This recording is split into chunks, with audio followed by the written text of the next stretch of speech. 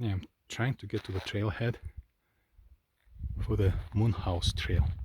Apparently this is a very unique Indian ruins, and they only allow 20 people per day. You need to get a permit at the ranger station. I got one. Today's Friday. I got one actually on Wednesday. So the road here is like this. So 8 miles of this interesting terrain. I'm thinking that it was a really good investment to pay for a four-wheel drive conversion and get a set of good off-road tires. My lowest point is the differential. Just have to watch out for that. Yeah, I really don't want to puncture my gas tank. I also installed a DIY trail camera to see what's happening just in front of the hood, but I wouldn't say it's very useful now. I mean, the camera is not very good quality. It's also going against the sun. We'll see if it helps on the way back. It took me an hour to get here on this really crazy road. I'm glad that I have a four-wheel drive and big tires now, so it gives me a couple inches of extra clearance. I've had a quick lunch, but I decided not to take a quick nap. Instead, I'm just gonna go on a trail, which is about 2.5 miles one way, to this place called the Moon House.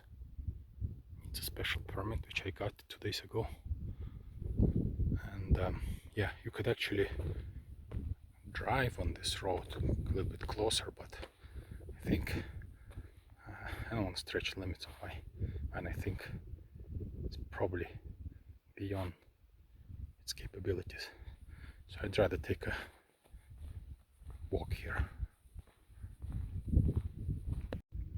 As already told, the real star of the show here is my camper van.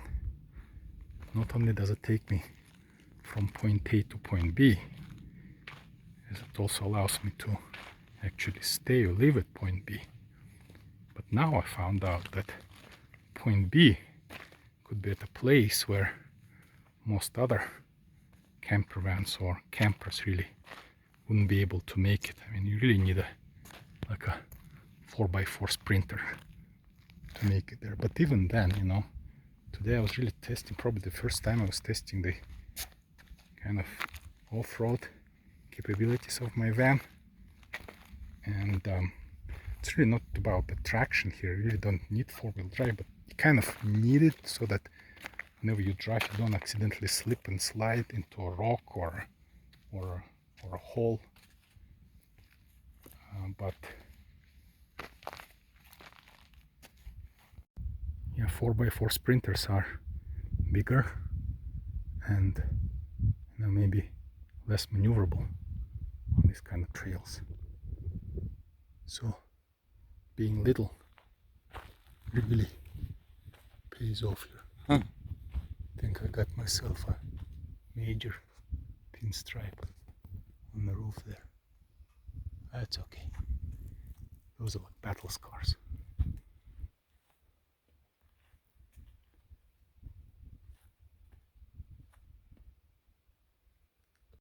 Although I'm driving it back, it doesn't look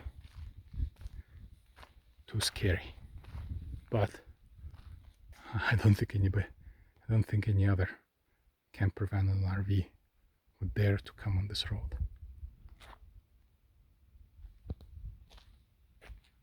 Although this part of the road, I'd say, was pretty gnarly.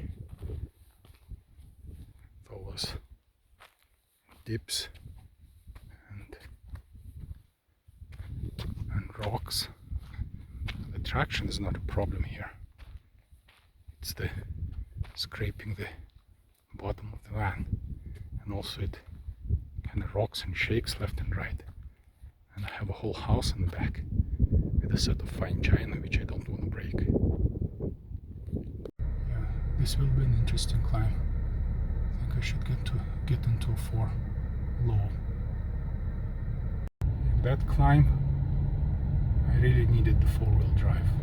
I felt that the rear was slipping, so I'm glad that the front wheels pulled me out. Although I didn't switch into 4 low, so 4 high was sufficient.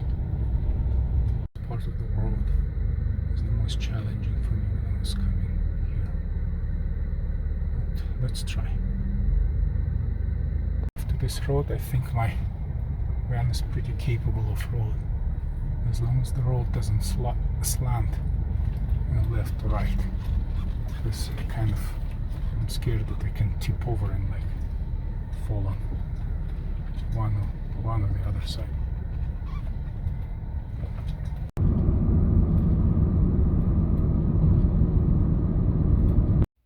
Speaking about off-roading in my van actually has a pretty decent clearance overall, except for the rear differential, which kind of hangs low, and it's about 8 inches to the ground, which I think is good. So going that road to the Moon House, I had absolutely no problems, like climbing over rocks or ledges. I mean, kind of felt scary, but once I got the hang of it, was actually pretty easy. The 4-wheel drive helped quite a bit, especially, I mean, really when climbing them, like the hills, climbing steep inclines. But, you know, other than that, I mean, although if I didn't have 4-wheel drive, I know for a fact that I could have got stuck, because I was driving 2-wheel drive and I was stuck, so I had to turn on the 4-wheel drive, and then it was just very easy. So if I were to get stuck there, it would have cost me, I'd say, probably $2,000 to get myself extricated. Well, now I'm thinking about it. I paid $20,000 for this 4-wheel drive conversion. Well, I guess, if I avoid getting stuck 10 times, then that thing really paid for itself. Well, I've already used it once, so I have 9 more times to go before that 4-wheel drive conversion will pay for itself.